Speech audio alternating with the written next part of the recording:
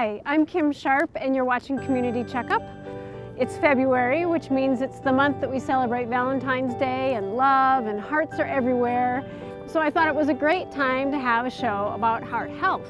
And we're here at CSU because CSU is partnering with the University of Colorado Health on a really special project to help kids and families better understand what it means to have a healthy heart. I have Nanette Pachetti, and she's the coordinator of the Healthy Hearts program. And I have Dr. Gary Luckison, and he's the brainchild behind the Healthy Hearts program. So Dr. Luckison, when did you start this program and why? Well, I think we started about the early 1990s. We had established our heart program here, and we had heart surgery going and a lot of cardiac catheterization procedures and a lot of adult programs. But it became apparent that when you look at data through the 90s, that teenagers and even kids up to 3 years old were already developing atherosclerosis or plaque in their bodies. And it seemed that we had to do something about that. And our first foray into that was to do a screening program in the schools, which is focused primarily on teaching them healthy lifestyles. But at the same time, we also check and see who's at risk in an attempt to help them individually as well. Great. Nanette, so tell us about what you do on a daily basis with this program. Okay, so every year we probably go to between 20 to 25 elementary schools, do a 3-day education program for 4th graders. What disease kills the most people in America? Heart disease is the #1 killer of Americans, so we don't want you guys to walk down that path. We want you to have healthy hearts, and believe it or not, it starts right now in the choices that you make. So what kind of tissue is our heart made of? Muscle. Muscle tissue. It's the hardest working muscle in your whole body. There's nothing else like it. It never takes a break. It never rests. So we spend another portion talking about avoiding tobacco. We know that often a child's first exposure to just being offered a cigarette often happens in 5th grade. And that then carries through to adult. And as adults, it's a lot harder to stop when you have been smoking for 10 years as well. So let's talk a little bit about cholesterol. So we have 2 kinds that we talk about when we're taking care of our heart and our blood vessels. We have LDL and HDL. Is LDL the good or bad cholesterol? How about you, Mac? Can you tell me? LDL is the bad cholesterol. That's right. Why is it bad? How do you remember? What is that L? It stands for lousy or loser. That's right.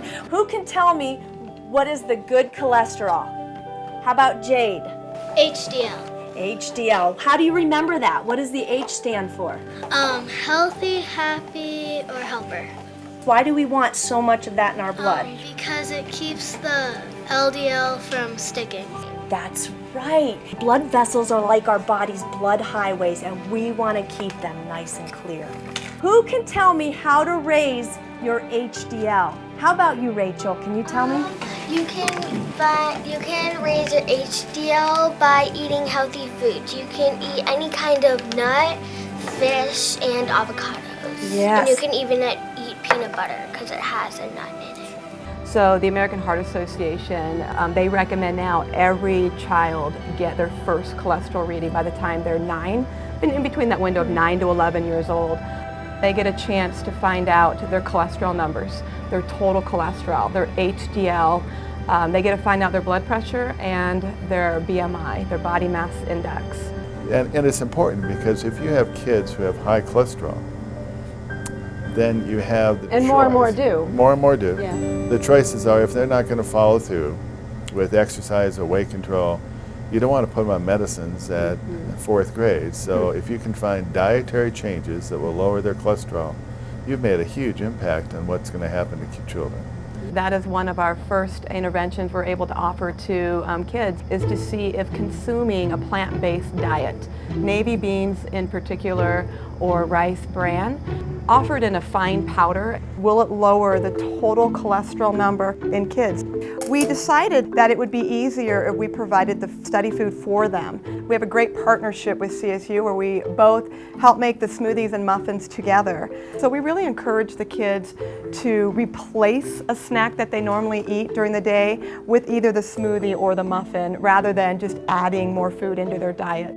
The smoothies, really they're just made of yogurt, pineapple, strawberries, and banana.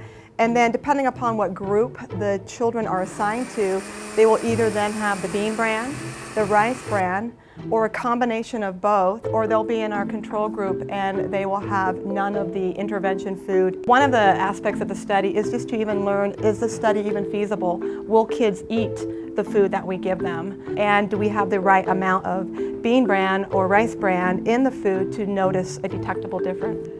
There you go. All right. So we'll see if you like it. Those are really good. You can be a part of our study now. I'd love to be. Who else can tell me one other way that's not food related to raise our HDL? Let's all say it together. Exercise! So boys, this time you are the... Sorry. Girls, you get to show girl power, and we are the Cleanies.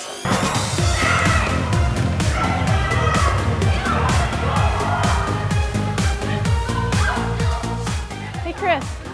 Hey, Kim. Hey, sorry to interrupt your Oh, it's class, all right. but you've been so instrumental in getting kids to be more physically active here at Powder. And you've actually increased the amount of time that kids get to spend in PE each week, is that right? Yes, we've gone from 55 minutes average a week of PE to more than 122 minutes of PE, so they've more than doubled it. All right, Chris, what do you have your kids doing? So our students are playing a simple little game called Cleanies and Messies. Half the students are the Cleanies, half the students are the Messies, and the Cleanies set the cones up, and the Messies, which they love to be, are the ones that get to knock it down. Okay, back to the circle. All right, put your hand on your chest or find your pulse on your wrist. Count your beats. Who was thinking about it when we were moving? Thinking about the fact that your heart's pumping faster, or who just really wanted to make a mess? What matters to me the most is that you're moving and you're not thinking about it, and I give you different ways to do it. Well, it looks like they're having a lot of fun. They are, and they don't even realize how much they're working. We had screened children, and we found that the families of the children are the primary reason that kids have high cholesterol or overweight, don't do any physical activity, smoke. So the family component of what happens to kids is huge. If a child is surrounded by people who move, they're more likely to move. And if a child surrounded by people who are giving that message, they're more likely to receive and understand that message. I think that's what's really exciting about our education, the Healthy Hearts Education Program. We get to meet families, and I'll actually have the kids teach the parents what they learned from Healthy Hearts.